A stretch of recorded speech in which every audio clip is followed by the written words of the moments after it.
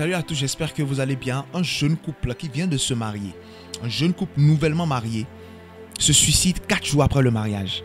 À cause de quoi? À cause des dettes engendrées par ce mariage-là. C'est vraiment terrible.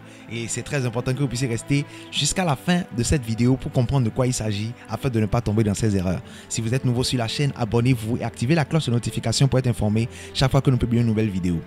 Alors, de quoi s'agit-il? Il s'agit d'un jeune couple qui s'est marié. Le couple s'aimait beaucoup, ils se sont mariés, ils ont fait un mariage en grande pompe, un mariage luxueux. Quand je vous dis luxueux, c'est luxueux de chez luxueux. Un très beau mariage, mais 4 jours après le mariage de rêve, ils se sont suicidés, les deux. Les deux se sont suicidés, ils ont laissé une lettre dans laquelle ils ont expliqué pourquoi ils se sont suicidés. Qu'est-ce qui s'est passé? Après le mariage, ils se sont retrouvés avec une dette de 45 millions de francs. Imaginez-vous, une dette de 45 millions de francs. Après le mariage. Pourquoi? Parce que l'homme a investi toutes ses économies dans le mariage. Et ils ont fait des prêts également. Ils ont fait beaucoup de choses sur dettes en disant qu'après le mariage, ils vont payer. Pourquoi? Parce qu'ils étaient en train de compter sur le mariage. Ils étaient en train de compter sur les cadeaux.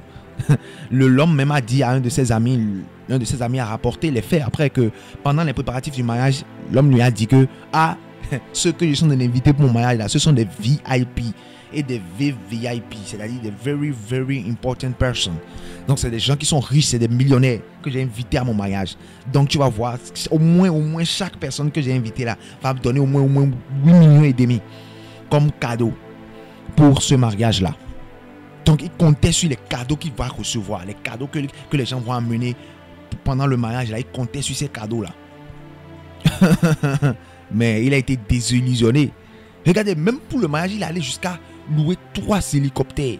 3 hélicoptères. Un hélicoptère pour sa belle famille, un hélicoptère pour sa propre famille et un hélicoptère pour les deux, pour leur arrivée. Ils ont fait le mariage en grande pompe. Mais qu'est-ce qui va se passer? Le problème, c'est que après le mariage, ils se sont rendus compte que les invités ont emmené que des fleurs et des cartes de vœux. Fleurs et cartes de vœux, c'est ça seulement que les invités ont amené. Oh, ils ont pris un hôtel 5 étoiles. L'un des plus grands hôtels de leur pays, c'est ça qu'ils ont pris pour pouvoir faire ce mariage-là en grande pompe. Et ils savaient que avec les cadeaux que les gens vont donner, ils vont pouvoir payer maintenant les dettes. Voilà que les gens n'ont donné que des fleurs et des cartes de vœux. Et après le mariage, maintenant ils se retrouvent avec des dettes de plus de 45 millions de francs CFA.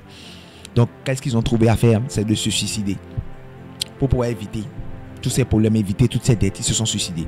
Mais est-ce que se suicider, c'est ça la solution? Lorsqu'ils se sont suicidés, maintenant, ils vont se retrouver où? En enfer. Parce que la Bible a été claire. La vie que tu as, ce n'est pas toi qui es le propriétaire de cette vie. C'est Dieu qui t'a donné cette vie-là. Et tu n'as pas le droit d'enlever cette vie-là que Dieu t'a donnée. Tu vas te retrouver en enfer. C'est un péché de se suicider. Tu vas te retrouver en enfer. Non seulement tu as déjà souffert sur la terre, mais lorsque tu vas arriver là-bas en enfer, tu vas encore souffrir. Pourquoi? Parce que tu t'es arraché la vie. Tu n'as pas le droit de t'arracher la vie. Et c'est pourquoi il faut faire très attention dans ce problème de mariage-là. Lorsque vous êtes en train de préparer votre mariage, faites le mariage à hauteur de ce que vous avez. Ne faites jamais votre mariage sur des dettes. Ne faites jamais votre mariage en comptant sur les invités, en comptant sur les cadeaux que vous allez recevoir. C'est une grave erreur. C'est une grave erreur. La plupart du temps, les cadeaux que l'on reçoit lors du mariage ne représentent même pas, je vais dire, le quart ou le 5e des dépenses que vous avez eu à effectuer pour le mariage. Donc vous ne pouvez pas compter sur les invités, compter sur les cadeaux que vous allez recevoir pour pouvoir couvrir les dettes du mariage. C'est très grave. Et vous n'avez pas besoin d'autant dépenser pour un mariage. Pourquoi ne pas prendre tout cet argent-là et le garder pour l'après-mariage? Il y a des gens qui ne voient que dans le mariage, qui ne voient que le jour du mariage. C'est grave et c'est vraiment triste. Les gens ne voient que le jour du mariage.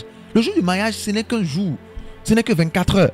Mais lorsque vous avez fini de vous marier, vous allez maintenant commencer la vie de couple. Et vous allez vivre ensemble toute votre vie. Et il va falloir vivre, il va falloir manger, il va falloir payer les factures, payer le loyer, payer. Il y a tellement de dépenses qu'il va falloir gérer. Mais lorsque vous avez déjà tout dépensé sur le jour du mariage, où les gens vont juste venir manger et rentrer, après, la suite, comment vous allez faire? Et c'est ça le problème que beaucoup de gens ont aujourd'hui dans leur vie de mariage. Et c'est ça qui fait que beaucoup de gens ont des problèmes. Je connais un couple comme ça, qui se sont mariés et ils ont fait un prêt à la banque pour pouvoir se marier. Et 10 ans après, le prêt, ils continuent toujours de payer le prêt. Alors que 10 ans après, ils se sont divorcés. Ils ont divorcé. Mais malgré qu'ils sont divorcés, ils continuent à payer le prêt qu'ils ont fait pour le mariage. Vous vous imaginez un peu? Malgré qu'ils ont déjà divorcé, ils continuent de payer le prêt qu'ils ont fait pour le mariage.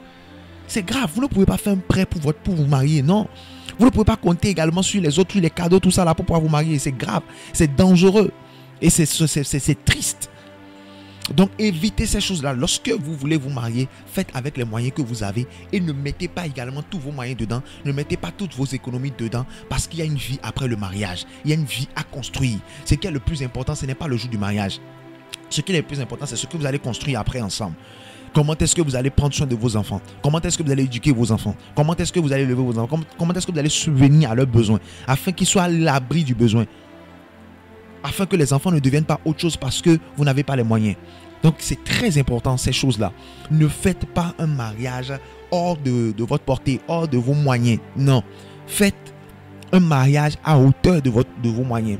Faites un mariage à hauteur de vos capacités, en sachant et en gardant dans la tête qu'il y a une vie après le mariage et que nous devons conserver de l'argent pour cette vie-là. Vous n'avez rien à prouver à qui que ce soit. Non. Vous finissez de prouver et maintenant vous vous retrouvez seul. C'est à qui vous avez prouvé là maintenant là. Ils sont tranquillement chez eux, peinards, en train de dormir. Et peut-être même que malgré tout l'argent que vous avez dépensé, ils sont en train de vous critiquer dans leur chambre. Vous vous imaginez? Malgré tout l'argent que vous avez dépensé pour les impressionner, ils sont en train de vous critiquer dans leur chambre. Mais vous êtes là, vous êtes dans des soucis parce que vous avez contracté des dettes à gauche et à droite. Vous ne pouvez pas dormir pendant que eux ils sont en train de dormir là-bas. Donc évitons cela. Nous n'avons rien à prouver à qui que ce soit. L'essentiel c'est que vous soyez heureux. C'est l'essentiel et que vous ayez de quoi subvenir à vos besoins après le jour du mariage. C'est très important. Dites-moi dans les commentaires qu'est-ce que vous pensez de cela. Est-ce que c'est une bonne chose? Est-ce que c'est une bonne chose de dépenser autant pour le mariage et après maintenant se retrouver dans les dettes, se retrouver dans les soucis? Dites-moi, partagez cela avec moi dans les commentaires. Je suis très intéressé par vos avis. Qu'est-ce que vous pensez de cela? Donnez-moi vos avis dans les commentaires et je vais lire vos avis. C'est très important. Donnez vos avis dans les commentaires. Qu'est-ce que vous pensez? Ou si vous avez vécu ce genre de choses, ou si vous avez expérimenté ce genre de choses, quelqu'un d'autre a vécu cela et vous avez vu ou vous avez entendu, partagez cela avec nous dans les commentaires. C'est très important. N'oubliez pas de liker la vidéo. N'oubliez pas de vous abonner et d'activer la cloche de notification pour être informé chaque fois que nous publions une nouvelle vidéo. N'oubliez pas de partager le lien de la vidéo autour de vous afin d'aider certaines personnes, afin d'aider les gens. C'est très important. Et n'oubliez pas de rester connecté pour une prochaine vidéo. Merci beaucoup. N'oubliez surtout pas de vous abonner à la chaîne. Pour pouvoir vous abonner à la chaîne, ce n'est pas du tout compliqué. Il suffit de cliquer sur s'abonner qui est devant le nom de la chaîne The Word of Our Living God et ensuite de cliquer sur la cloche de notification. Et lorsque vous cliquez sur la cloche, vous cliquez ensuite sur toutes. Là où il y a toutes, vous cliquez là-dessus et là vous venez de vous abonner à la chaîne et d'activer la cloche de notification. Comme ça, dès que nous allons poster une nouvelle vidéo, vous serez les premiers informés. Merci beaucoup à vous et que Dieu vous bénisse.